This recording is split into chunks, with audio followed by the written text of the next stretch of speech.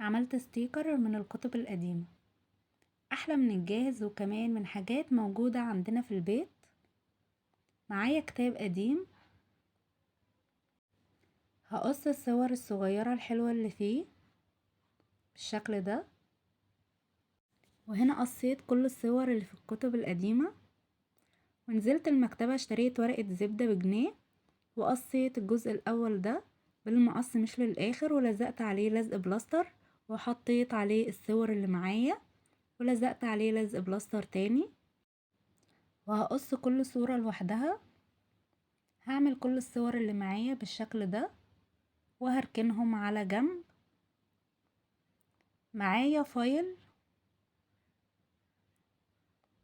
قصيت منه جزء، هجيب الستيكر واشيل الورقة اللي ورا من الجزء المقطوع وهلزقه على الفايل. هلزق الستيكر كله. معايا ورق ملون، هثبتها على الستيكر بالسوبر جلو، وكتبت عليها كيوت ستيكر او ستيكر.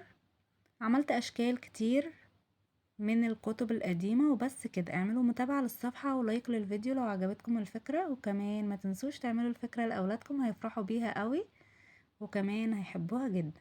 وبس كده.